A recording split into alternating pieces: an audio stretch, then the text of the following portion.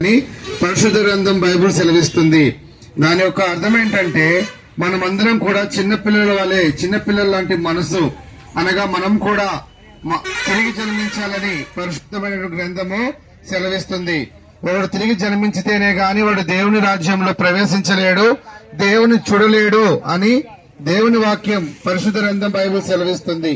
ప్రియమైనటువంటి సహోదరుడా, ఈ లోకంలో పుట్టినటువంటి మనమందరం కూడా పాపులమే. ఈ లోకంలో నీతిమంతుడు ఒక్కడు కూడా లేడు. ప్రతి ఒక్కరు కూడా పాపం చేసిన వాళ్లే.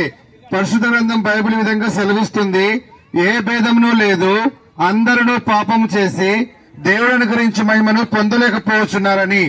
అనగా ఉన్నవారని, లేనివారని, ధనికులని, దరిద్రులని, కులము, మతము ఏ భేదం లేదు. ఈ లోకంలో పుట్టిన ప్రతి మానవుడు పాపం చేసిన వాడే.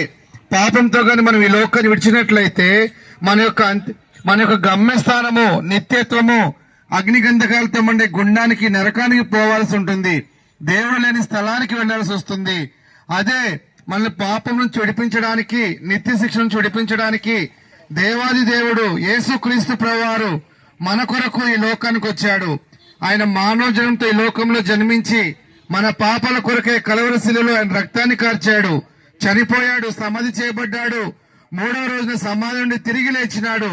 నువ్వు యేసు ప్రభునందు విశ్వాసం ఉంచినట్లయితే, ప్రభువా నేను పాపిని, నా పాపాలు క్షమించినట్లయితే యేసు ప్రభు నీ పాపాలు క్షమిస్తాడు. ఆయన రక్తం నిన్ను కడుగుతాడు, నువ్వు తన బిడ్డగా చేసుకుంటాడు. నువ్వు ఈ లోకాన్ని ఎప్పుడు విడిచినా నీవు దేవునితో సదాకాలం యుగయుగాలు ఉంటావు. ఒకవేళ నీ పాపాలు క్షమించబడకపోతే, పాపంతో చనిపోతే నీ యొక్క గమ్యస్థానము, నీ యొక్క అంతము అగ్నిగంధకాలతో మండే గుండమే.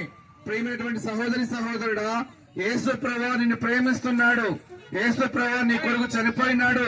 యేసు ప్రభువు నీ కొరకు ప్రాణం పెట్టాడు. ఆయన యందు విశ్వాసం ఉంచు. పరిశుద్ధ గ్రంథం బైబిల్ విధంగా